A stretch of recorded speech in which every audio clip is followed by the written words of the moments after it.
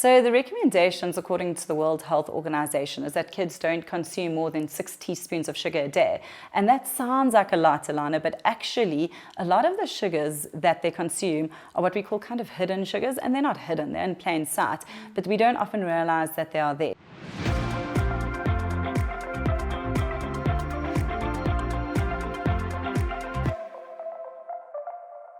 Welcome to another Baby Brunch podcast. A big thank you to our support, to Epimax, Curaprox, and to Jacaranda FM. Today on Baby Brunch, we are unpacking the powerful connection between nutrition and oral health. Did you know what our babies and our children eat does not just affect their bodies, it affects their gums, their teeth, their breath, as well as their oral microbiome? Well, today in our studio, we've got Jade Seeliger. She is a registered dietitian, a business owner, and a mother to 3 hungry children. It says, well, how many are there? They're 3, and they're constantly hungry. Welcome to Baby Brunch. Thank you. What does a registered dietitian do day to day? Like, what does your day look like? Oh, you know what? It's so different and so diverse. So we do one-on-one consulting. We consult to corporate. So every day actually looks a little bit different. Wonderful. So whether it's one-on-one or doing a talk at a corporate or doing this sort of thing, it's lots of diversity.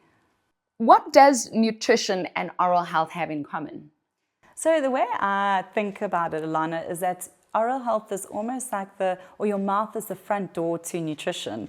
And what you're letting into it is either building a beautiful, healthy house, or it's building a house that's going to fall apart at some stage. Can we say that the cavities that our children have is a brushing thing, or do you think it's a nutrition thing? I think if I had to choose, I'd almost say it's a team sport, that like it's a little bit of both. So you're brushing twice a day in the morning and in the evening is obviously essential. But if you're eating kind of terribly during the day and just bathing your mouth in sugars and acids, then it's going to develop dental caries as well. So it's a bit of a team sport, I would say. I must tell you, often when we do content or we do chats around brushing, we really get a lot of likes and people comment so wonderfully on Baby Brunch. So it's such an honor for us to have you here today, which brings me to my next question. Surely there is a link between what our kids eat and also things that we as parents do that we don't realize. Absolutely. I mean, I think it's that monkey see, monkey do, that our kids mimic what we do. And I think you can get away with it for only so long. And as any parents, I think we've all had that moment where we've kind of hidden behind the cupboard door and snacked on our kids' party packs that we've confiscated from their parties.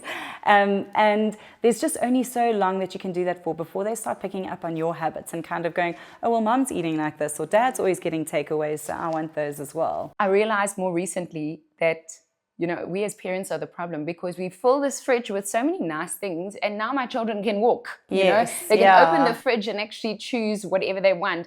And the amount of times that I've said, maybe don't have that, I realize maybe don't buy that. Yes, exactly. We live in a world, we call it almost an obesogenic world, where the availability of highly palatable, absolutely delicious food is just so available and so easily accessible.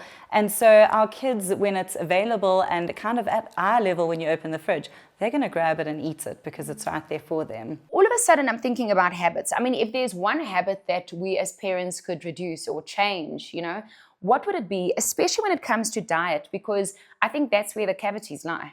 Yes, definitely. I think as a parent, one of the key areas that I would recommend changing is that constant grazing that our kids do. And you know it with your kids as well, I'm sure, that fridge door gets open numerous times in the afternoon. And we've stopped being eaters where we eat a breakfast, lunch, and supper, or maybe a snack or two in between. And kids are constantly grazing. And so they're constantly kind of washing their mouths in this acid bath. So when you eat a food, for about 30 minutes afterwards, the bacteria in your mouth can produce acid. And so it's kind of drenching your body in that acid, increasing the risk to kind of form these dental caries and weaken the enamel in your teeth. And so that constant eating and the constant grazing is a problem. Talking about constant grazing, I mean, how bad is chewing gum or bubble gum? Well, I think when it comes to chewing gum, it's also all about moderation. So it depends how often it's happening. When it comes to children, I wouldn't recommend it because it would be a choking hazard as well. So definitely not when it comes to children. The negative maybe is that your stomach is expecting this drop of food to arrive and then it doesn't. And so it can increase your appetite when you're chewing on that gum. We always say the sugary treats, we've been in this chairs on the studio before where we said, that cupboard, the cupboard with all the cookies and all the delicious and nice stuff. I mean, how much sugar should children really eat or not eat to avoid the cavities? When we get to the children's parties, I just let them have the sugar. I just call it sugar. Yeah. Cake, if there's a sugary drink that they want, I let them have it. But I mean, how much is too much and how little is too little? So the recommendations, according to the World Health Organization, is that kids don't consume more than 6 teaspoons of sugar a day. And that sounds like a lot, Alana, but actually a lot of the sugars that they consume are what we call kind of hidden sugars, and they're not hidden, they're in plain sight, but we don't often realize that they are there. So it might be the smoothie that you buy that might have a whole lot of added honey to it, which is increasing their sugar intake. And it's a healthy sugar, or what we see as a healthy sugar, but still contributes to that sugar intake and has the same effect on your blood glucose control as regular table sugar.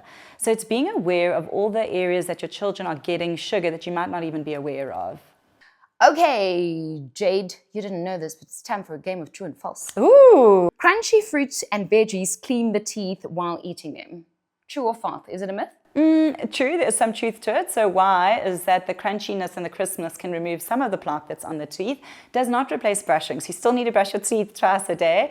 And then also that fresh fruit can also stimulate saliva production in the mouth, which we call nature's natural mouthwash.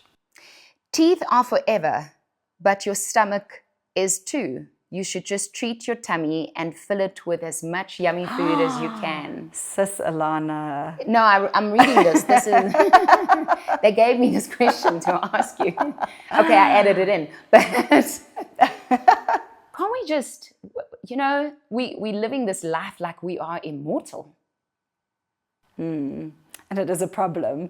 So the thing is that with modern medication, we're probably still going to live longer lives, but it's poor quality life years. So living until you're 80, but you're crippled with diabetes and heart disease and cancer is not fun. So what we choose to put into our mouth is incredibly important for our longevity. Birthday parties. If there's a birthday party every week, true or false, if your children are not going to eat the party pack, you should. Waste not, want not. Is this led by your example? I hope not. Because you see, my kids actually don't like the drinks that they put in there. Oh, don't they? But if you take only one sip, it's delicious. Really? I know, I don't like that stuff. Sorry, I can't agree with you. How much calories is in a party pack, the standard party pack? A standard party pack, I always think in kilojoules, because that's what we typically do in South Africa. But I would say it would be about 1,200 kilojoules, it's a meal. It's a whole meal. And kids have already had the sweets and the cake and the chocolate and all of that at the party. And now we're laying this on as an extra.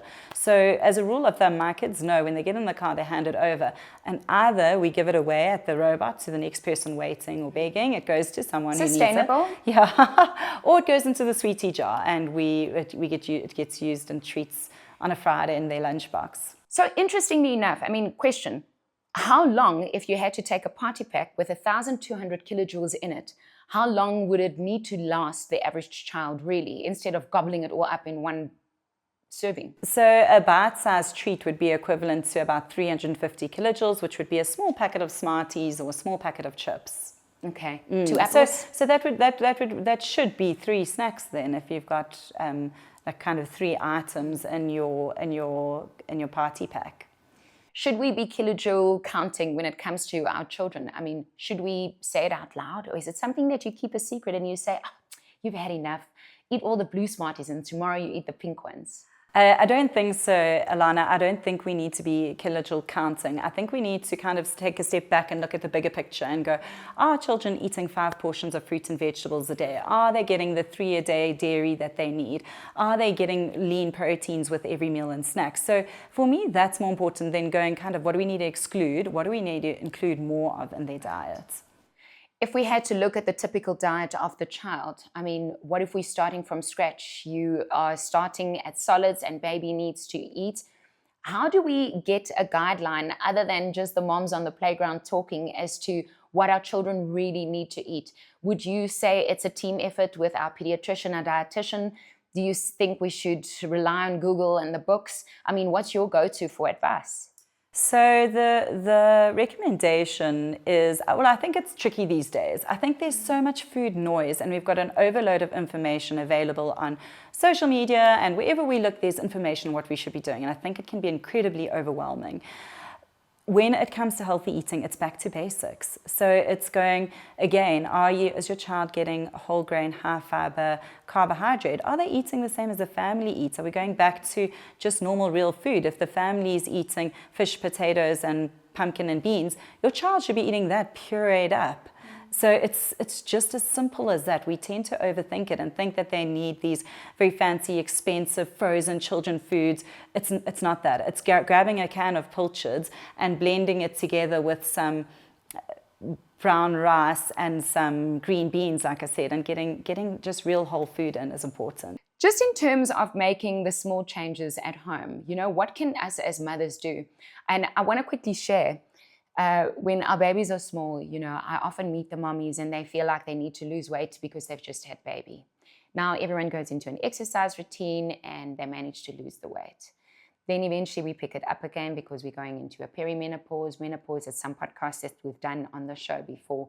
So it feels like there's that constant battle, not just to try and just keep the household's diet, but to try and keep baby's diet. And then mom's very hard on herself as well. What advice do you have? Yeah, again, I think it's incredibly overwhelming, and as much as possible to simplify eating and remove the mental load from it, I think it makes eating healthier easier. And for me, the whole family being on the same diet is absolutely essential, not only because of the skills that the children learn when they sit down and they see mum eating her peas, so they might be more interested in trying their peas, or dad. Like, I often find the dads are so good because they're like the hero. They're the hero of the family. So if dad is getting stuck into the coleslaw salad that you made and going, oh my word, this is delicious, the kids are more likely to try it as well. So I think as often as possible, getting the family to eat together at a table, speak to each other, and enjoy the same diet, I think is hugely important. And then the mom's eating healthier because she's working on her diet, and it's a knock-on effect. The kids are eating healthier and the husband's eating healthier. The whole picture improves. Let's talk about things that are out there, social media, buzz. There's a lot of these pre-packed meals. I clicked on one advert the other day and then my algorithm started feeding me all this. Oh, yeah. What do you think of these pre-packed, they'll say this is for a lady's meal or a kiddie's meal or a gym meal, and then they write the kilojoules on these pre-made meals to make and simplify your life. Never mind all the packaging that goes hand in hand with it, and sustainability. Yes. But what's your take on that? So I think that with all things, there's a place for it. And I really do believe that there's a place for quick and easy and convenient. And our lives are busy. And you've got to look at what the offset is. What's the alternative? Is the alternative that family was going to go through a drive-through and get takeaway burger and chips and a Coke for the family?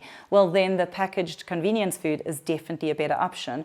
But personally, I do believe that cooking more meals from home and more home cooked where you're in control of the ingredients, and also where it's at a lower cost. I think the cost of food is so high that if we can keep the cost low, and healthy eating, much to I think most people's disbelief, is really cost effective if you're doing it properly. So I think that there's a place for convenience foods options, but I think that the skill of cooking at home, seeing your kids prepare food, for them learning the skill of cooking through you is irreplaceable. Leading up to today, it looked like on our platform, the tuck shop is the biggest culprit. Mom packs a healthy lunch and children have got access to either money at the tuck shop, or they have these credit card systems where they load it on a card or a profile and the child has access to their heart's desire while the mom and dad's not around. What's your take on that? How do we gain control, helicopter process, or even control the fact that at home, everyone soldiers on and they're so obedient, but the minute they are in front of the tuck shop, Tanny, yay, man, brand hulle los. They all enjoy what's on that shelf. I think they're similar to adults, that it's a dopamine effect of food, that food industry has created food, that it just hits that dopamine point in your brain and it codes for reward. It goes, this tastes amazing, you need more and you need to do this again. And so I think it's double-edged, where we've got to allow our kids to develop the skills to control what they buy, but also manage how often we are exposing them to that, knowing that it's difficult, knowing that they're going to look at something sweet, highly salty, fatty, palatable, and they're going to want to buy it. And so it's double-edged. It's about teaching them the skills of how to choose something that, sure, is a treat, and that maybe they finish the lunchbox that mom packed them, and then they have the small box of Smarties straight after. So there's a little bit of balance there, but managing how often they're exposed to that. Tell me about oral microbiome. So usually when they talk about microbiome, it reminds you of your tummy. Yes. You know, oral microbiome? Yeah, so basically, Alana, what happens is your microbiome starts, it's a whole journey. It starts in your mouth and it goes all the way to the end of your digestive tract. And in that kind of journey is trillions of bacteria living there. And your mouth is the start of that. And so you almost think about it that you've got these trillions of good bacteria and you've got a few bad ones as well. The more you feed the good ones, they run the roost almost. So we really want to just support and nourish the good bacteria. How does one maintain a good microbiome? I mean, is there something that you can eat that will increase, like yogurt and lots of it, the same way that one would handle, I don't know, thrush? Yes, absolutely. So there's certain foods that contain naturally occurring probiotics. And so that includes the foods like kefir, like yogurt, like mass, for example, are brilliant examples. And then also fermented foods. So think of pickled gherkins and pepper dews. They also contain probiotics naturally. So then you're introducing these wonderful new probiotics into your system. There's also a couple of foods that feed the good bacteria. So those are things like fiber, anything high in fiber. So all of the colors of the fruits and vegetables are really important to include in your diet, because your good bacteria is basically going to feast on those. All of our moms and dads are listening to this podcast and they're watching this video and they are asking for 5 tips on reducing cavities and also building up a good nutrition, so good diet. What would your advice be to us? So I think one of the important things is when it comes to this kind of like really strong, healthy mouth, we often look at or think of foods that we should and shouldn't eat.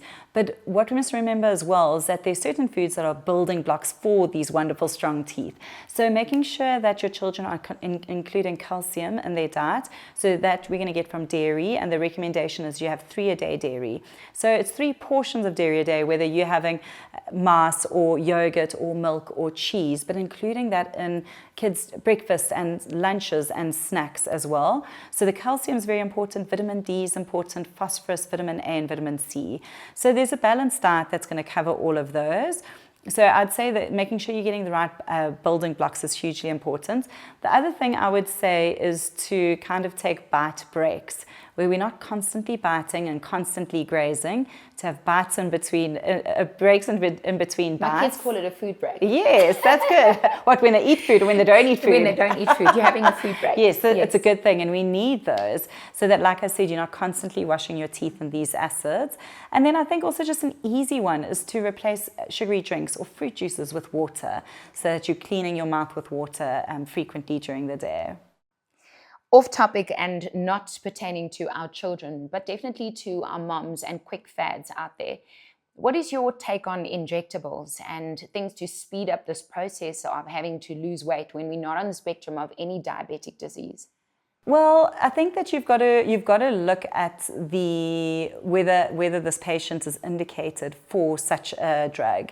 And if they are, then it's a wonderful drug. If your BMI is over 27 with a comorbidity, you're indicated and you can use it. Or if your BMI is over 30, I think a powerful way to look at it is when it comes to weight loss and managing health, we've got a toolbox that we can look at. The toolbox includes diet and exercise. When those tools aren't working, we can look at pharmacotherapy or drugs to support weight loss. So I think it's a tool. I think it's a tool that can be used and that is valuable. It's got to be used for the right person, though. what if we have a desire to do these things with children? I mean, do we speed up the process when it comes to children losing weight? Do we give them medicine or medication? Well, I think we've got to look at the tools, and the first tools we always are reaching for is diet and exercise. And those are the most important, and often we are going to get results with those tools. But if we don't, I think that we've got to keep looking at other tools. With children, for example, and childhood obesity, it's the fastest growing rate of overweight and obesity in South Africa. 1 in every 5 children are overweight or obese. And 79% of children with overweight or obesity will become an overweight or obese adult. And with that comes the comorbidities, the diabetes, the heart disease, the cancer. And so that's our concern. And we've got to look at the different tools available to manage it.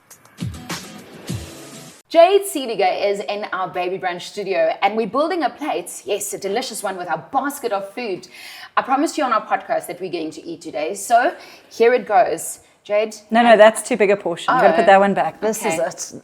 There we go. So how do we know? I mean, I love your rubbery food. So this is actually not real food. I would probably won't be the first one to take a bite of your No, I've had many children in my office taking bites. So what do you do with this usually? So I think it's really helpful to have a visual. I know, how delicious. It's helpful to have a visual of what a balanced plate looks like and what portion control looks like. Because I think we get it wrong. I think we've all got a bit of portion distortion from eating out a lot and restaurant eating, and we think that these ginormous full plates are normal. It's not normal.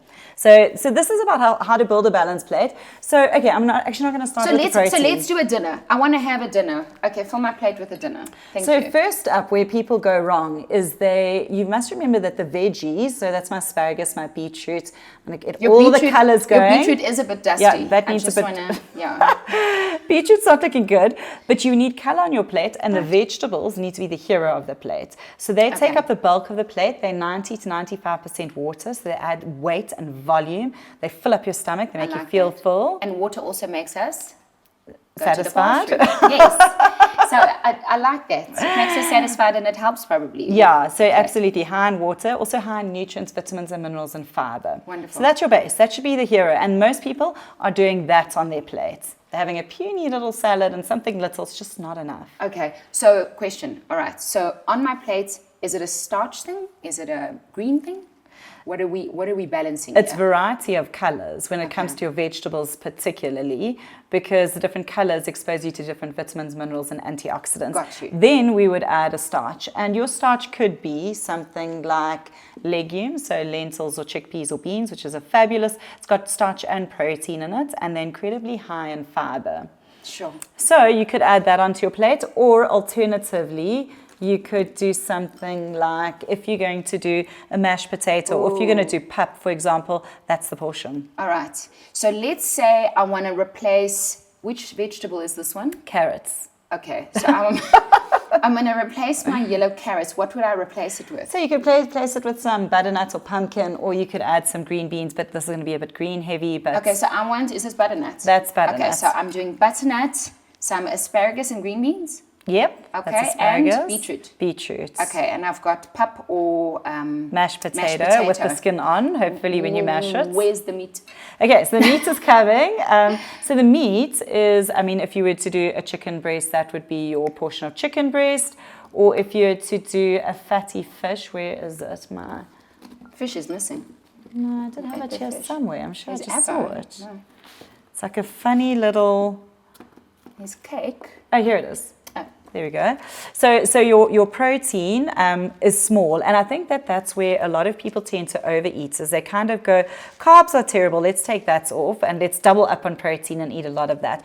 You do need protein. It's incredibly important for the functioning of your body, but we've got to control the portions that we have it in. So depending on what your needs are, obviously how big this portion is will differ, whether you're male or female, weight gain, weight maintenance, weight loss, children, it differs. But this just kind of gives you an idea of what to do. Okay, so here comes the challenge. Jade, I'm at a braai and I want to build this plate. So they invited me over and there's going to be meat.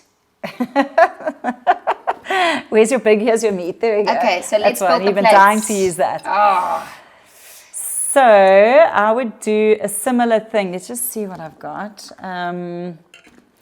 So at a bra, it's tricky, and I think that's an area we need to work. You can have your wine as well, all things in moderation. Right. But I think at bras, we're in a bad habit of kind of doing a potato bake or a garlic bread, and that's kind of the starch. So ideally, we want to get a little bit more adventurous with our starches. So even if, I don't have corn on the cob, but let's pretend that's corn on the cob that you could do on the bra and toast on the bra, that would be a good option. Or again, I don't have potato, but you could even do a lovely baked potato or slow roasted potato or potato wrapped in foil and popped onto the coals and rotated. Then you've got a lovely unprocessed high fiber starch on your plate. And then you've got to load up with salad. So again, don't have salad, but let's pretend this is your salad. Wonderful. And you're doing the same thing at a bra where you're prioritizing the color and the veg and the green. Hero. And if you have someone's house that you always go to and you go, Jade, this person is not making a salad. They are a like pap and wurst person, or they're a chops and potato salad person. There's no salad on the plate. Then offer to bring a salad. Then it's about just going, you know what, I just did a huge shop. My fridge is full. Let me just throw together a salad and I'll bring one with. Amazing. Well, this is really fascinating. Okay, my turn. I'm going to build the plate. You tell me if it's right or wrong. Got it. Okay.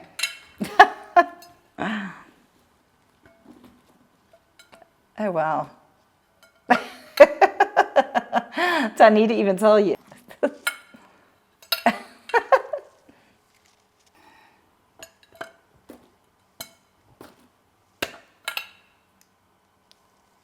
I think I've got it right now, but can I add some avo?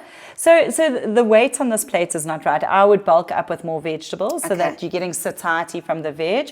And then you could definitely add avo, but with avo, that's the one area a lot of people get the portion sizes wrong. It's a slither of avo. So avo is a wonderful fat. It's a monounsaturated fat. It's very heart healthy fat, but the quantity is still important to control. Right. There we go. There's your avo. You can put that other one. That one goes back. Jay, thank you so much. Food education is so wonderful. Before we go, lunch boxes. I see you've packed one for us. I packed one, yes. So what did you add in your lunchbox? So this is just going back to kind of nutrition and oral health and going like, how can we pack a lunchbox that's going to tick the boxes for oral health? So I've done a toasted cheese sandwich here. So you're getting the cheese, which contains calcium, so nice strong bones. And sometimes just mixing it up, Alana, I find really helps. So doing a toasted sandwich instead of just a plain one. And actually it does last. It doesn't go all soggy and strange. The other thing I find that parents really are not getting right, unfortunately, is the protein aspect. So they end up maybe throwing a little bit of biltong into the lunchbox every day. It's not enough. And then also biltong is categorized as a processed protein. Wow. So we've got to manage our children's exposure to that sort of thing. So I think the protein is one of the areas that need a lot of work. Too often it's a piece of biltong or it's a piece of ham. And those are kind of the processed proteins. So getting more little meatballs rolled up, or it might be leftover roast chicken sliced up into cubes or popped onto a sandwich, or it might be a boiled egg and eaten in the car. So the protein is important, and then also always to include some sort of color and veg into the lunchbox. I think we forget about that. We put fruits into the lunchbox, but the veg is a really great vehicle of nutrients, and also makes your child feel a lot more satiated and full. Sure. Well, now we've had a feast. This has been wonderful, and we're saying cheers to you and everything that you do. Cheers with a cake.